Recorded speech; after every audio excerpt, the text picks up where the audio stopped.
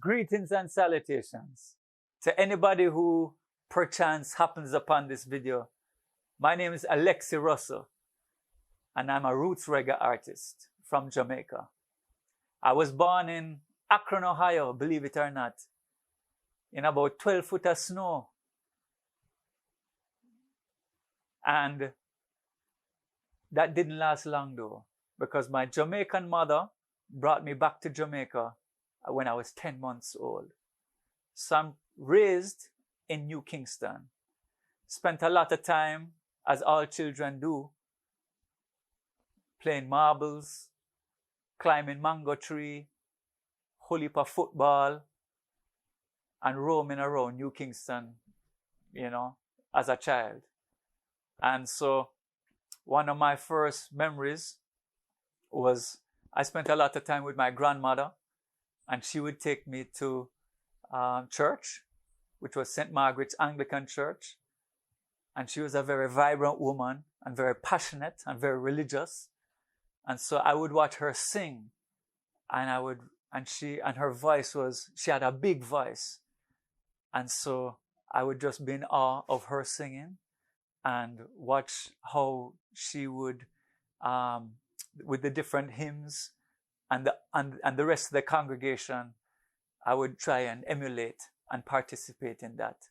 Not only that, but also when we were at home, I would watch her typing away on the typewriter because she was an aspiring writer. So she would be tapping along on the typewriter. Say, Mavida, her name was Mavida. Say, Mavida, what you doing? She said, I'm writing a book. So that inspired me to write my first song. I was 4 years old at the time. The song was about America and not being able to help America or something like that. Next thing I know was when I was about 6 years old, my mother's friend came to visit us, and they brought a turntable and some records. And I remember like yesterday, one of the first records that I listened to on a turntable was an album called Catch a Fire by Bob Marley and the Wailers. And the album, what was so intriguing was that the jacket was a lighter. And so you would open the lighter, of the jacket and pull out the record. And that was just mesmerizing for me. And then putting it on the turntable and listening to the sweetest reggae music I ever heard before made an indelible memory. Of some of those albums that were given to me as well, there was a Peter Tosh album. What was striking about that was that the vinyl was green, and it was like a translucent green. Normally vinyl is black, and I said, hold on there. This is crazy, man. And I dropped that on the turntable, and then you're hearing Peter Tosh a wail out too. And another record I remember playing was Blue Suede Shoes by Elvis Presley, hardcore rock and roll. So that was fun as well. That led me into taking some piano lessons. My piano lesson teacher was Miss Johns, and she was a vibrant personality as well. So I was learning piano at that time. And then I had a friend called Mark Goodman who had a guitar. And so I tried playing the guitar for a little bit until we said, all right, you know something? We have to take some lessons. So we found a guitar teacher in downtown Kingston. Actually, it was in New Kingston. And he was teaching us certain chords and to play certain tunes. This was at about 11 years old. So we started playing some songs, and then somehow I think my mom brought me back a black guitar, a crisp, shiny black guitar. It was like a country and western guitar. And my guitar teacher liked it so much that he got me to sell him the guitar. So life go.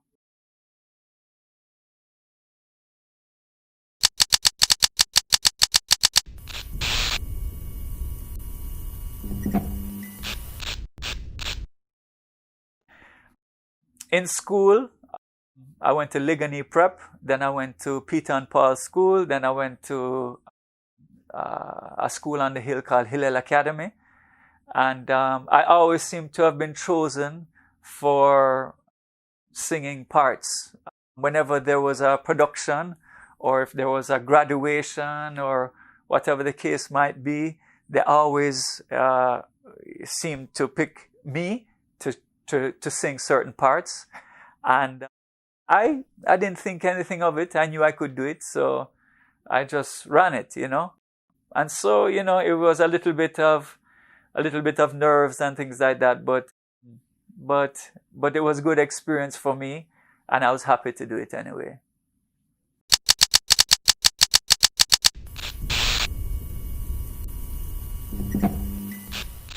Yeah, so music was always a part of my life, really, and so this takes me more now to university years. So there was a little gap there, but you know, I still felt the need to do something. And so while I was at university in Boston, there was a little jazz club that I used to go to, and there was a little jazz band, but they could play some reggae tunes. I went in there one night, and they were playing some Bob Marley tunes. So I said, you think I could sing a couple of Bob Marley songs? And so they said yes, and so I started going there and singing like Three Little Birds and Don't Worry and One Love and things like that. And so that was my way of while I was away at school to kind of reconnect with Jamaica, and you know, my love of music as well. After university, I was working in Miami for a little bit and living with my dad, but the Miami vibes was not holding me at all. I got down on myself, even though I was making little money and living with my dad, saving some money, but that didn't last long. So after about 2 years working in a shipping company in Miami, I sold my car and saved up. I took all my money out the bank and I bought a one-way trip ticket around the world. It was a 6-month trip. I was about 23 years old.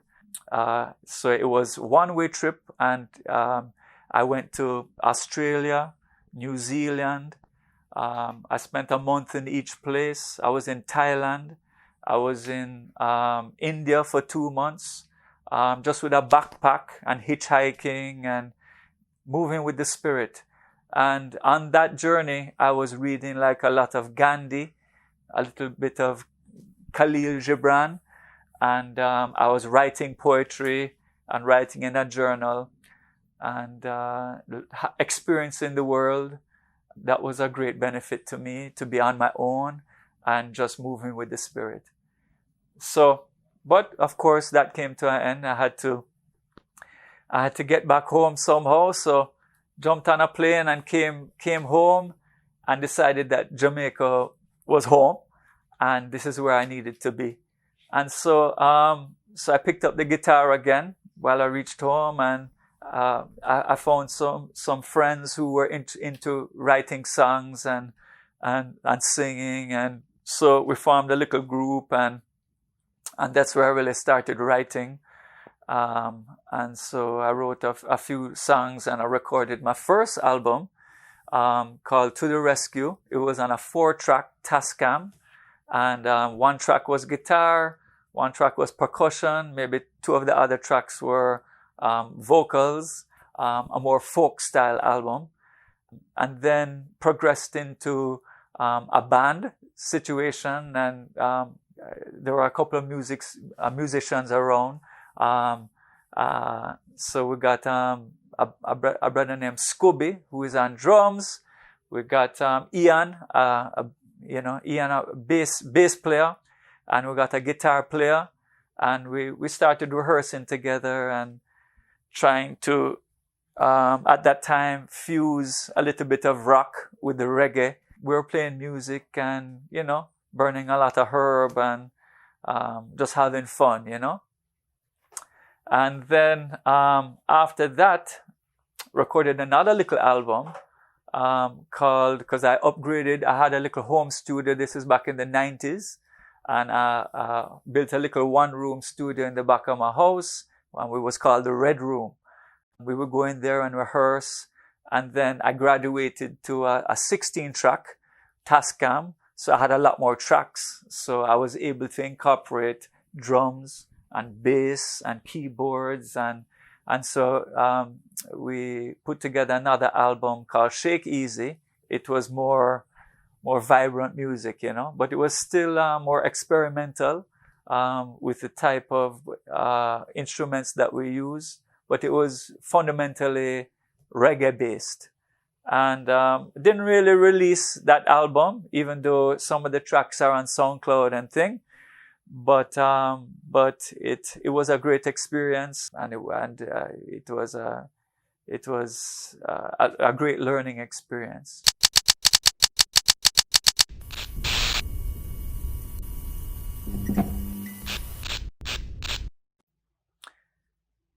The next chapter in my life had nothing to do with music, really. I got married. I got a couple of kids, and so family time really took most of my time. And raising a family right now, I have three daughters. My beautiful wife Sabrina, Francesca, Zoe, and Sophia. And so for about 20 years, I've been trying to raise a family and trying to make some money so that we can survive and get the things that we need. And so I kind of parked music for a little while, even though I had my guitar and I was intermittently writing music and writing songs. But I never really considered any production, at that point in time in my life. And so the next stage in my life, I have, my kids are a little bit grown now, and we're based in Ocho Rios, and so I knew this little studio on James Avenue, and the owner of the studio was Barry O'Hare. And so I just walked in there one day and said, Barry, what do you think? We think we can produce a song?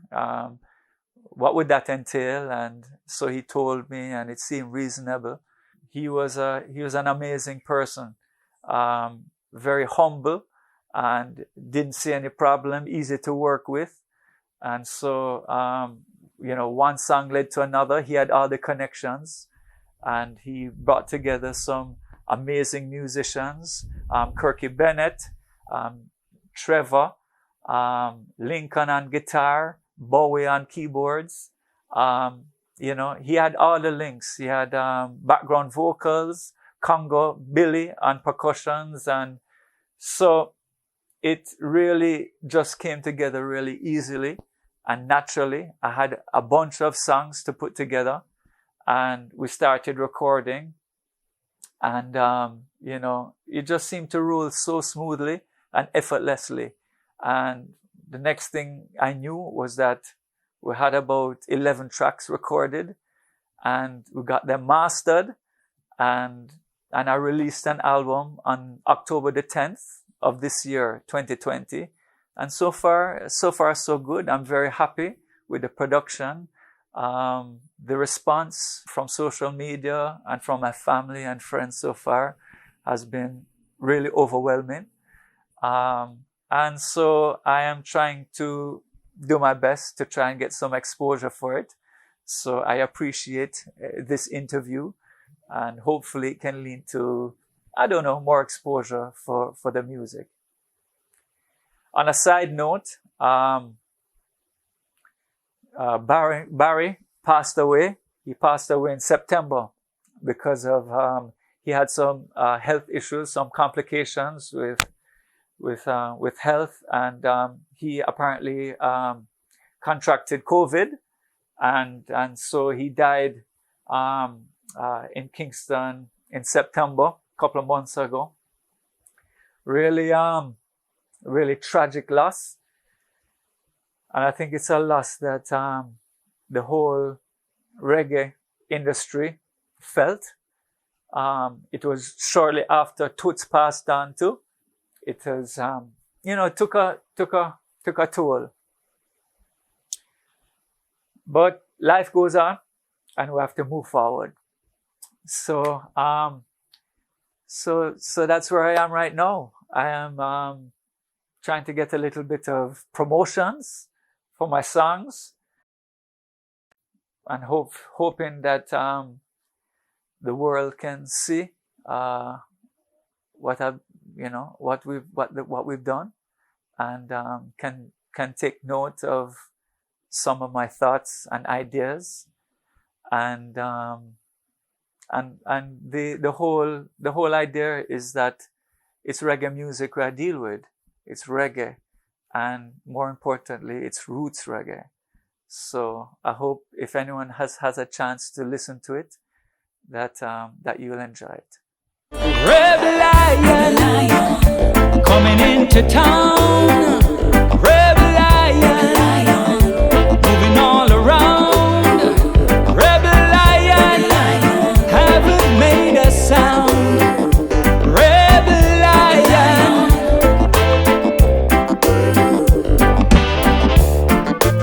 What's this I see? Faceless in misery. What's this I... Well, going into the reggae side of things a little bit more, and my influences. Just to tell you a little story about when I was about maybe 14 years old. My best friend said to me, there's a little concert going on down at the drive-in. At the time it was, we're in New Kingston, and I live in New Kingston. And he said, yeah, it's a band called Steel Pulse, and they will be promoting an album, and they're having a show down at Cinema 2. So come and go down there. 14 years old. Say, yeah, man, all right. So we dress up now, and we walk down to Cinema 2, and it's a lasting impression that I'll never forget, is approaching Cinema 2 and watching all the lights, all the colored lights, and the huge plume of smoke overneath the cinema, ganja ablaze, and vibes pumping. And approaching that show was something I'll never forget. Just walking into the venue and hearing Steel Pulse play was a moment that is unforgettable for me. And that set the stage for where I would eventually go, because I consider them to be a huge influence. And I'd just like to pay my respects to Steel Pulse. There have been other artists as well. I mentioned Bob Marley before, Peter Tosh. But you have the Wailing Souls, who I recently listened to and heard their story. And there was an interview that they did. They're coming from the Trenchtown days. You have artists like Israel Vibration, which I consider phenomenal. Dennis Brown, magnificent singer. They've all been influences on me.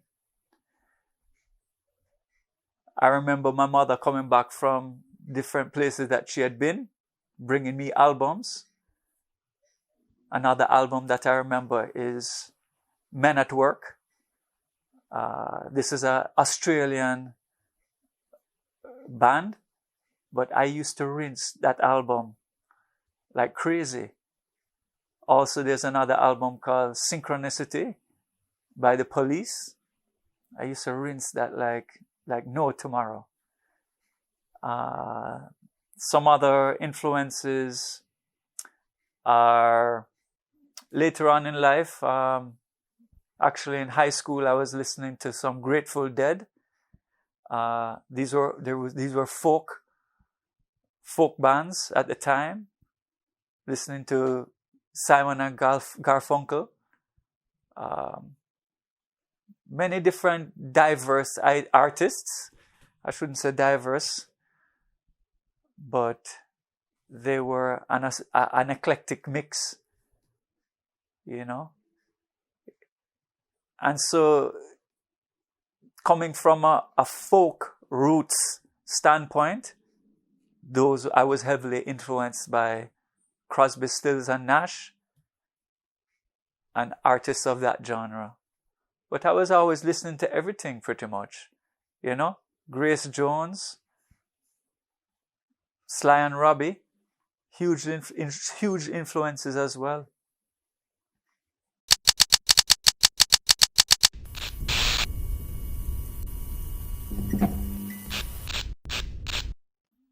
So, coming from Jamaica now and being influenced by, a lot of Jamaican music, you have the dancehall scene coming up, and the reggae scene strongly influenced me. Even though when I write music, I mostly start from a folk background, playing open chords, but it was a natural progression moving into reggae and seeing the success and the people being gravitating towards reggae, it was natural for me to convert my tunes into reggae. And seeing how the world sees reggae, it's really phenomenal to see how this music has really taken over the world. Because even when I was doing my travels, I would be in a little bar in Thailand and Bob Marley was pumping 24/7. And I'm like in the middle of Bakabush, Thailand, and we enjoying having a beer or whatever, and we're listening to Bob Marley. So huge influence. And so my music from my latest album is roots reggae music, and that had a lot to do with the musicians that we selected, which are some of the best music in Jamaica right now. So, and roots reggae as a genre, it's funny, I realize that as a white man, singing roots reggae is kind of a little bit of a paradox. But I think it's all I know. This is where I was raised, and this is how I would like the world to see me. and going into my music now a little bit. This thing is not about me at all, even though I've been talking a lot about myself. I feel this music is for the world. It's not about, I don't do this music for money. I do it because I feel that there are many things that are happening on the planet Earth right now that needs to be addressed. There are so many problems. A lot of people have big mental problems, and that has led to a lot of confusion, and that has led to, hopefully not, but the downfall of the planet. You know, we have racism now. From this past election in America, you realize that racism is a serious thing. There's so many people who are racist, you know, especially in the States, that it's mind-boggling. And me, as a white man growing up in Jamaica, it's a puzzle. It's puzzling. I mean, I understand still. I understand, you know, slavery is a big issue, and it's a horrible, horrible thing that was never supposed to happen. These Europeans came over, and this whole thing, the slavery thing, took off. But man, we have to try and move ahead. We have to try and move forward. I'm not trying to say that it's not of significance. It is of huge significance. But we have to try and move forward now, where we're going to go. You know what I mean? I mean, if we go that way, it's just war and death and destruction. But if we go this way now and learn to work together and love each other and be tolerant about different people's history and be respectful of each other, then for me, that's the way to go. That's the only way to go. So, I consider music a mission. Music is something that is not to make money, is not to, even though it would be nice, because we have to live, we have to eat, you know, I have a family, but that can't be the end all of it. It has to be deeper. Music goes into the unconscious, into your subconscious. You ever hear yourself sing a tune and you don't even know why you're singing it or whatever? It's because it's coming from something much further down. I want to be a part of that, and I want to put out the right things. I hear a lot of music driving along the road and thing, and some artists are putting out the wrong things, I'm sorry to say. And respect due to anybody who is expressing themselves. But when I think about the youths and what the youths are learning in this day and age, we need to be sending out a positive message. That's it for me. It has to be a positive message. It has to be uplifting. I have to encourage somebody. I have to try and inspire somebody. That's it. It cannot be a negative vibes. So, reggae music is a positive music, especially roots music. When you notice the roots artists, them, what are they talking about? They're talking about love. They're talking about unity. They're talking about togetherness and, you know, working together. And so, if we are going to progress as humanity, we have to work together. And that's how I feel I can assist. You know?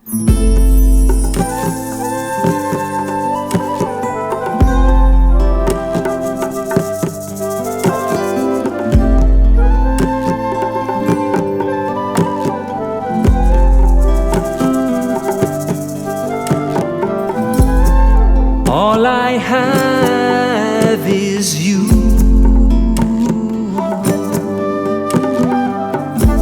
You're all I have to talk to. You're all I have. You're everything I'm searching for. You're all I have.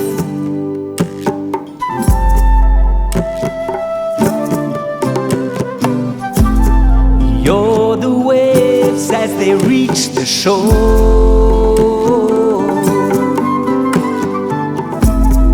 You're the key and you're the door. So one of the times that I felt really, maybe I shouldn't be doing this whole music thing, was when we did a little show. You know, while we were in the younger years, we were rehearsing and we were putting in a lot of effort. And there used to be this place called Pepper's, and they had a little live show. It was a little bar and thing, and you go there and have a few drinks and dance or whatever, and listen to music. But they had a live show one time, and so we rehearsed up, man, and we performed the show and felt pretty good about it, and said, yeah, man, it was a good show. But the next day, open the paper and read a critic about his description of the show. And the man called me a beast and a guitar, man. Yo, one of the worst days of my life. I did feel like throwing away the guitar. But what I'm realizing as I get older now, everybody have something to say. Everybody going to have something to say. Not everybody going to have something good to say. As a matter of fact, most people will have something bad to say. Only a few people will say something good. I know that now, you know. As a youth though, you take everything to heart, and that's just natural. That's just because you're so passionate, you're so self-absorbed that you listen to everything and everybody. There have been times when, you go to the studio and it don't work out, or it don't turn out as you think it should have. There will be disappointments. A lot of disappointments. But the thing is, I have faith in the music. I have faith in the sound that I created. I have faith in the genre that I am participating in. One thing about that, Jamaica full of star. Jamaica is so full of talent and so full of artists that are just exploding with talent. They just have so much to say, so much vibrancy. So, can't be a competition thing. It cannot be a competition thing because, you're going to lose because there's so many creative people here. So we have to embrace each other. We have to recognize everybody's strengths, and we have to bring everybody up together. It has to be a rising tide that brings up all boats. You can't be bad-minding and fighting out one, and grudgeful other, and bad mind, and you see, with music or pretty much anything in life, that's just not the right way to go. It has to be together. We're gonna do it, and that's the genre. That's the genre of reggae music. Roots reggae music is a togetherness thing, and sometimes I think why me as a white man, where may I go? You know? So I look and I see man like, when I say man like Gentleman in Germany and Alba Rosi, Italian reggae star right now. So why? Yeah, man, do your thing. Everybody have a voice. Everybody have a voice, and everybody deserves to be heard. So I suppose it's my time to be heard now.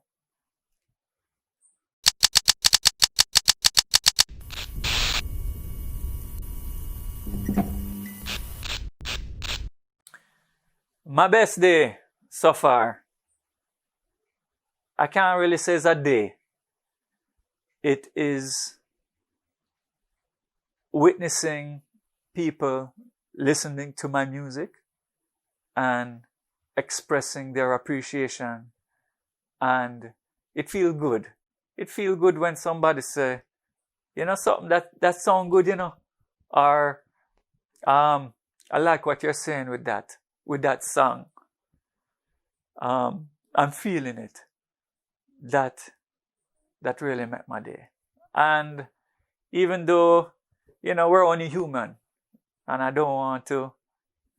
really don't want the ego to really be involved, because when you involve ego in music, it works against you. So I feel great about the music I've created, and I hope that others around the world can feel the same way.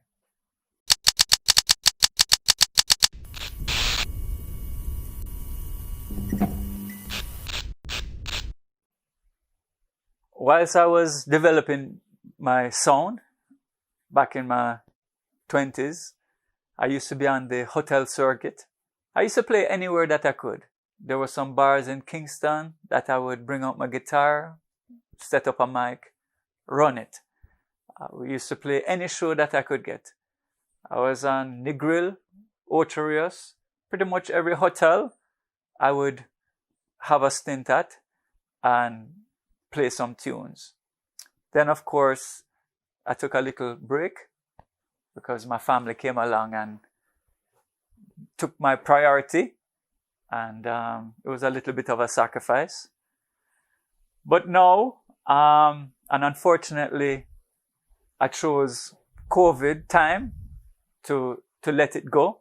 But even though it's a time where there's not going to be that much live shows, I've done a little online stream event, and I'm keeping sharp at home, playing my guitar, and my kids seem to enjoy it, and really getting into a little bit more writing than I would normally do.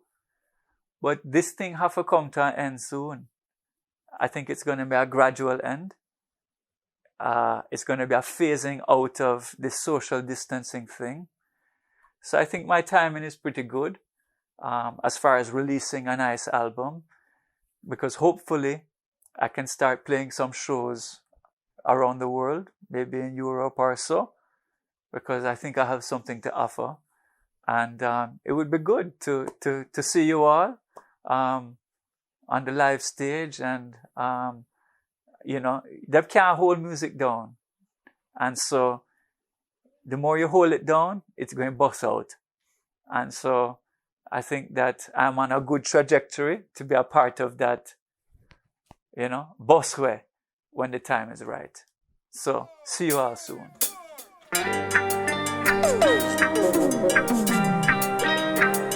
Oh yes. Tande.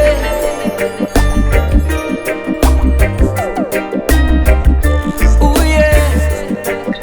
Oh yeah. One Tande.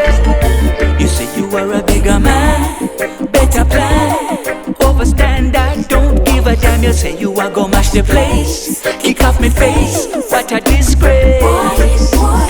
I will defend myself if it's necessary, defend my life like a military, defend my love if not ordinary, defend my dreams like a visionary. I will defend the people used and abused, no chance to win and I got nothing to lose. shoes. Defend the people who cry every day, who work real hard but not get paid. The higher monkey climb, me say the more him exposed. And when you're dead on your teeth, me say me dead on me toes. While you are pre-defeat, me say only Jah knows. Yes. And only Jah knows.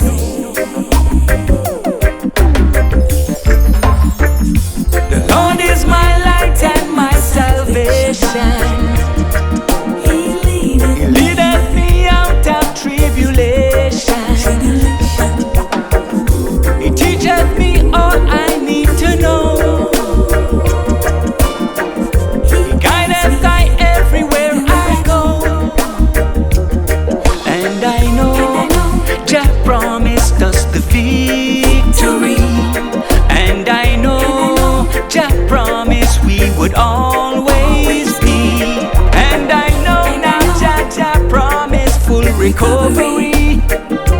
And I know Jah promised us the victory. Can I get an amen? And that story, can I get an amen? So, would really like to talk a little bit about my album. The name of the album is Rebel Lion. It comes from the title track of the album by the song of the same name, Rebel Lion. And what we're talking about is love. We're talking about not really love as in an intimate love, but a universal love. And so that is one of the tracks that I'm really pushing as a single, and hoping that can lead out the way. There's another track called Cool and Easy, which I think you might all like as well.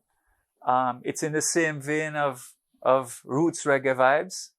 And so it will be interesting to see how the market feels about it. And I'll play a song a little later for you in the program. I'm writing. I love to write music, write songs, and so I'm always have quite a few tunes that I'm working on, and so hopefully I'll get a chance to play a couple of them. Thank you.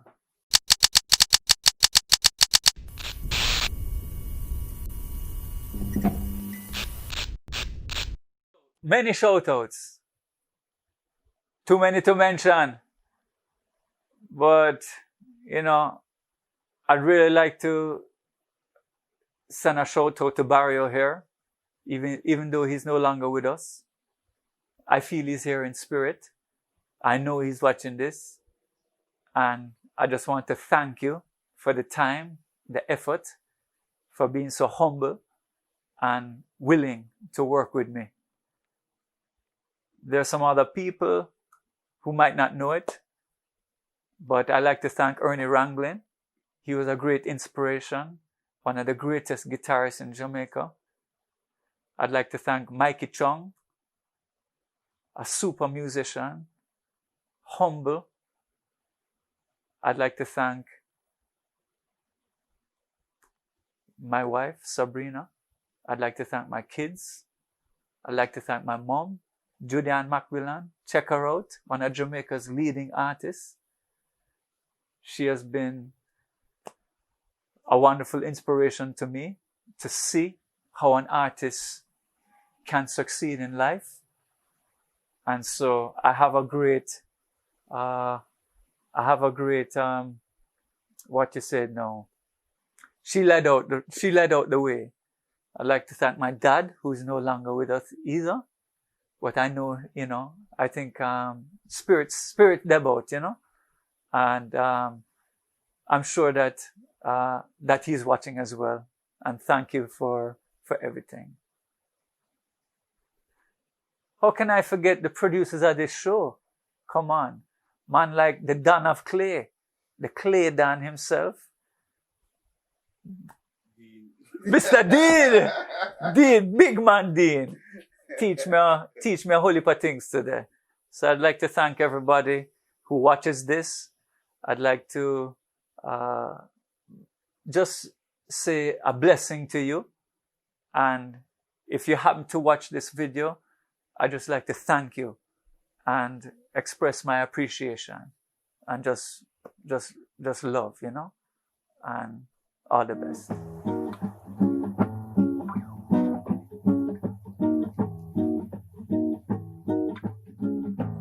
Ah, yeah. Are you willing to grow and reap what you sow? Preach what you know and watch your cup overflow. Ah, yes, children of the light, you're destined for greatness. Children of the light, shining bright. Children of the light, you're destined for greatness. Children of the light, shining bright. These are the toughest of days. We've got to change up our ways. Give thanks and praise. And find your way through the haze. Ah, yes. Might as well shine through the darkness, so the whole wide world can see Rasta children taking over in our love and unity.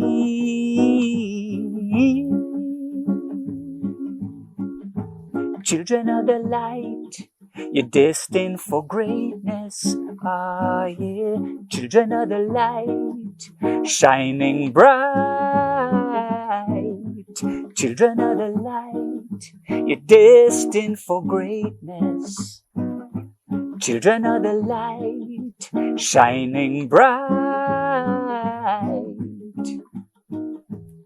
We've got to do what we can to help our fellow man. Trust and overstand, and have faith in the plan. Oh yes, might as well shine through the darkness,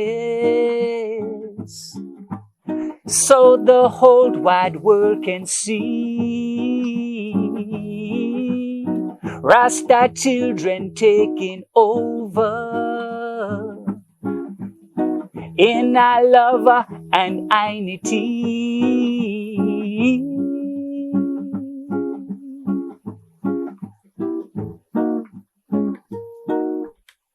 Yeah.